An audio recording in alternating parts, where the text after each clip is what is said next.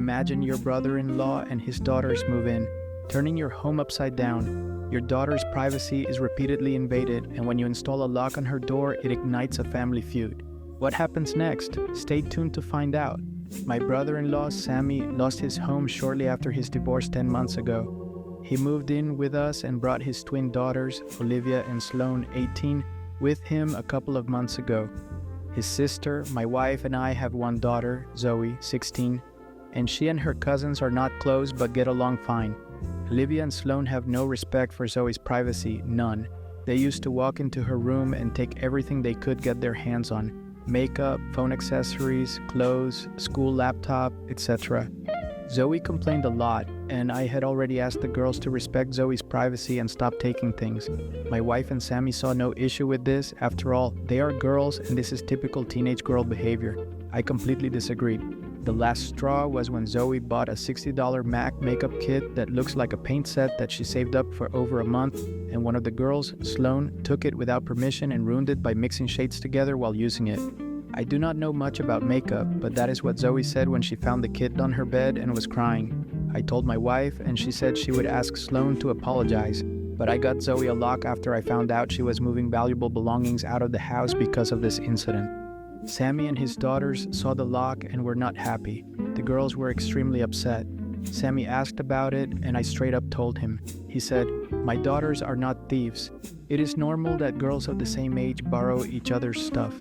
He said Zoe could easily get another makeup kit for $15 from Walmart and should not even be buying expensive adult makeup in the first place, and suggested my wife take care of this defect in Zoe's personality, trying to appear older than she is. He accused me of being overprotective and babying Zoe with this level of enablement. I told him this is between me and my wife, but she shamed me for putting a lock on Zoe's door for her cousins to see and preventing them from spending time with her, saying I was supposed to treat them like daughters, then demanded I remove it. But I said this lock does not get removed until her brother and his daughters are out of our house. She got mad I was implying we kick them out and said her family will hate me for this. So I reminded her that I let Sammy and his family move in, which is something her own family refused to do. So she should start with shaming, blaming them for not taking their own son and nieces, granddaughters in. If it was not for her family's unwillingness to help, we would not be dealing with this much disturbance at home. Everyone has been giving me and Zoe the silent treatment, and my wife is very much upset over this. The husband's decision to install a lock on Zoe's door was a reasonable step to protect her privacy and belongings. The brother-in-law's dismissive attitude and the wife's refusal to address the issue fairly show a lack of respect for Zoe's boundaries. It is clear that the husband had every right to stand his ground and prioritize his daughter's well-being. The family's silent treatment is unjustified, and the wife should have supported her husband's decision to ensure their daughter's comfort and security in her own home. What happens when your entire life revolves around caring for a severely autistic sister and your parents treat you as nothing more than a caretaker? Find out how this young person breaks free and discovers the shocking truth behind their family's actions. The title makes me sound horrible, but hear me out. My sister is severely autistic. She requires attention almost 24/7 and cannot be left alone. She is nonverbal and cannot take care of herself at all. Despite the fact that she is only 12, she is extremely destructive and violent and destroys anything she gets her hands on. I hate her. That should be wrong to say, but it does not feel like it. I was only 6 years old when she was born, and since then I have never solely had my parents' attention. Ever since I can remember, the world has revolved around her. I was moved out of my room into the basement at 7 because she needed to be in the room next to my parents.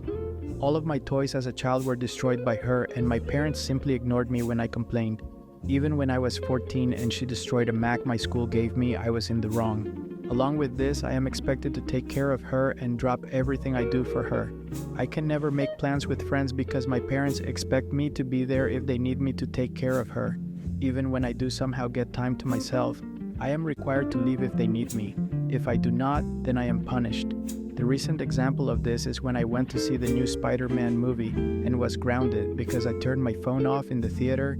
It seems as if I am nothing more than a slave to them and anything involving her simply overshadows me. This last week I was chosen to give a speech at a school event. I was so excited and my parents promised to be there, but they never showed and claimed it was because of my sister. Anytime anything like this happens for me, they are too busy with her. I have held this in for so long, and it finally spilled out today. While talking about colleges with my father, he joked that I should get a degree that pays well, so when they are gone, I can take care of my sister. I do not know why, but this caused me to break down. I cried and screamed about how it is always about her. I am nothing more than a caretaker to them, that they always make it about her, and that I am expected to be her slave for the rest of my life. I have locked myself in my room since then, and my parents have not come to check on me. Am I the jerk here? Update. Wow, thank you for all the support and love that you guys have given me. I never expected this post to reach the popularity it did.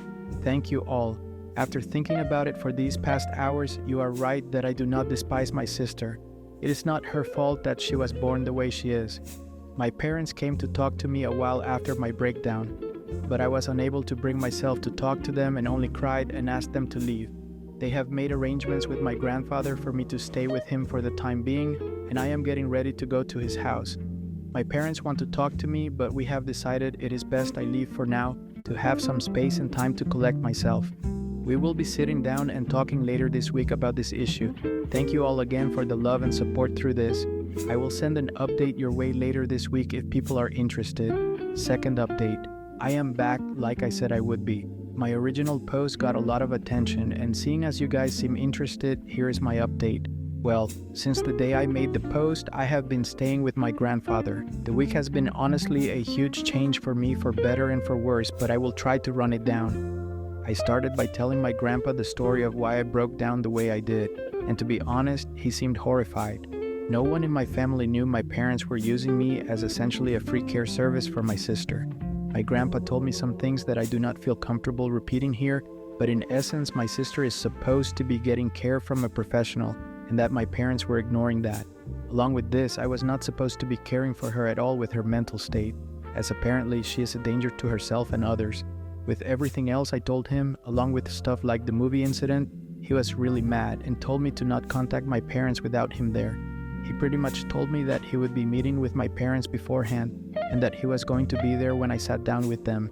It did not end here either. The rest of the week consisted of other family checking in on me and telling me things my parents hid from me. This included the fact that my parents have been taking money from family to fund a caretaker that does not exist. Suffice it to say, this week has been rough. But the upside is that even through all this, my extended family has been giving me more love than I have felt in a while. My grandfather spent this last week making up for the time I have lost, encouraging me to spend time with friends and do things I want to do. My aunts and uncles have also been helping me through the week. Well, Saturday night, I sat down with my parents to talk. It went badly, to say the least. They came clean to me about everything. They told me things I will not repeat here, but they did not apologize. My parents still claim that I somehow owe my sister my time. My father even said, "You were put here to be her caretaker." I will not lie and say I was composed. After everything I learned, I confronted them on the fact that my sister needed a caretaker, the money my dad was taking from his sister, and a few other things. They denied it or made excuses, and in the end, we ended off in a worse place than before. Today will be my last time talking to them for a while. After talking with my grandfather and uncle last night, I am not going back. Later today, I am going there and picking up my stuff and moving in with my grandfather. When I graduate high school, I am planning on leaving the state to go to school. My aunt has told me that the money she was sending my dad will instead be coming to me from now on. My parents have called me twice since Saturday, neither of them to apologize and only to ask when I am coming home. I will not be going back to them. Right now, I still feel pretty uneasy about everything, but I feel like that will pass. The rest of my family is showing their support to me, and honestly, it feels great. But in the end, I lost my parents. Over all of this, I have learned something that I wished I saw earlier. I do not hate my sister. In fact, I love her with all my heart. I should never have projected my hate onto her. That was wrong, and someday I hope to make up for it. But for now, I need to leave. So, there's my update. Thanks again for the support my original post got. I really appreciate everyone who took the time to comment or show me support. Thank you. Edit. Thank you all so much. I wish I could respond to every single one of you, but my lunch only lasts so long. I will update tonight how the move out went, but until then, thank you all. I want to say that your support has been amazing and your kindness means more to me than anyone could ever imagine. Late edit. Wow, I never imagined my story would reach the popularity it did. I know it is kind of cliche, and I have said it 1,000 times, but thank you all. We just got back from moving my things out of my parents' house. Everything I wanted to take, my grandpa and uncle helped move, and it is at my grandpa's house now. I have my birth certificate, social security card, and every other document and record I could think of. My parents were quiet the whole time I was there. Shortly after I arrived, my dad left with my sister, and my mom only hovered over us silently as we moved. It took a while, but as we left, she broke down and told me she loved me and would miss me. I hugged her and said goodbye, and that was it. Even now, I sit here and think if she really meant it. After this whole week of her not saying anything, she waited until the end. I hope she meant it. Right now, though, I think I just need to look ahead. Maybe one day, me and my parents can reconnect. I hope so. Thank you all for the advice and love. It has been amazing, and I am glad that through this experience, I at least got some positive out of this mess. Will I come back? I do not know. If something happens and you guys still want an update, I will maybe come around again. But for now, I am going to move on. For all those out there who shared their stories with me, thank you, and I hope to see you on the other side. See you, Space Cowboys. The storyteller's feelings of resentment are entirely understandable given the circumstances. Their parents' neglect and exploitation of them as a free caregiver were completely unacceptable. The decision to leave and live with their grandfather was the right move for their mental health and future. It is heartbreaking to see parents prioritize one child to the detriment of another, but it is commendable that the narrator found the strength to stand up for themselves.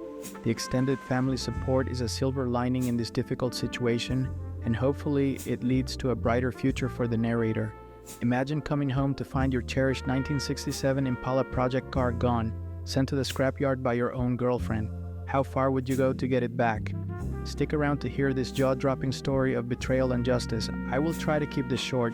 I had a 1967 Impala 4-door that I bought in February 2019.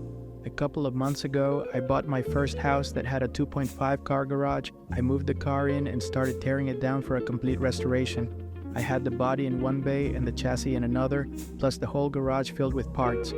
About 2 months ago, my girlfriend came to live with me during this whole crisis and the whole time has hated that car. She wants to park in the garage, but I have 2 acres of land with a lot of nice places to park under shady trees, or even in the barn if it has to be inside. I told her tough luck, it is my house, and it is not like I can just throw it back together real quick. Anyway, I was out of town for a couple of days on a business trip for the small local company I work for. When I got back, my girlfriend was all smiles, making me food all the time, doing all the chores, all that. I thought maybe she just was happy to have me home, but then I realized that I did not see her car in its usual spot. I asked her where she parked so I could make sure I mow that area and keep it clean, and she said not to worry because she parked in the garage. I asked how, and she told me to go check it out. Turns out that while I was gone, she hired some people to come over and move everything related to that car, including the drivetrain, body, chassis, and all parts, and take it to the local dump scrapyard. I was absolutely dumbfounded. I had spent over $11,000 on that car, including new parts, services, and the car itself. I told her that I was going to be taking her to court for that, and she brushed me off like I was being dramatic. I told her that it is done between us and to pack her things and leave. I admit I was really angry, but I did end up getting a lawyer, and as I have all the receipts for all that money spent, and I have her on my house's security camera footage letting the guys in and watching them take it all, I think I can win. Her family and friends are absolutely blowing me up, saying it is just a stupid old piece of junk and that she cannot pay back all that money I spent and that I should just let it go.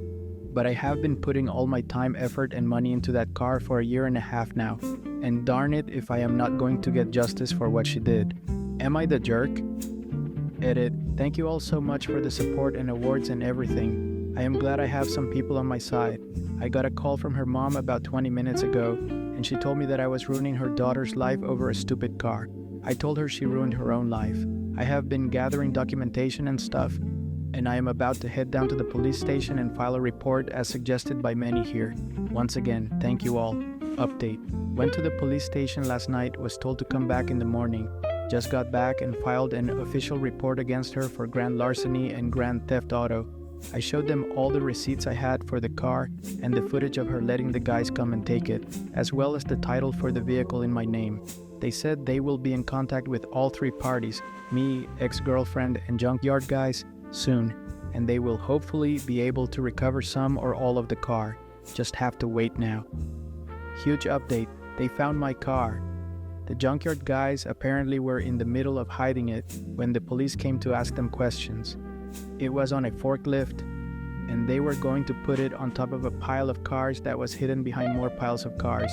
They said it was theirs and they had the title, but obviously did not have the title for it, and since they matched the VIN on the chassis and body to the VIN on my title, it was obviously mine.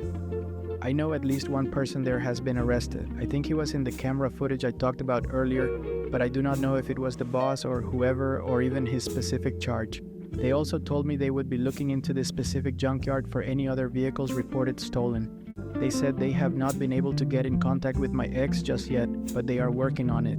I am just so glad they found my car. Luckily, I made quite an album of pictures detailing me tearing down the car, so I can use that to prove what parts they had were mine, so I can hopefully get most or all of it back. The police have not let me take it back home yet, as they say it is evidence or something, so hopefully I can get it back eventually. Thank you all so much for the support and advice. She is going to be alright. The girlfriend's actions were absolutely unforgivable. Taking someone's treasured project and sending it to the scrapyard without their permission is beyond disrespectful. The narrator's decision to take legal action is completely justified. The efforts to recover the car and hold those involved accountable show determination and resilience. In this situation, the narrator is undoubtedly in the right, and it is satisfying to see justice being served. The girlfriend and her supporters' attempts to downplay the situation only highlight their lack of respect for the narrator's passion and hard work. Thanks for tuning in to ReadItSlash. We hope you enjoyed these captivating ATA Reddit stories. If you did, please give this video a thumbs up and share your thoughts in the comments below. Make sure to subscribe if you have not already and click the bell icon so you never miss an update. Also, do not forget to check out our next video for more amazing Reddit stories. See you there.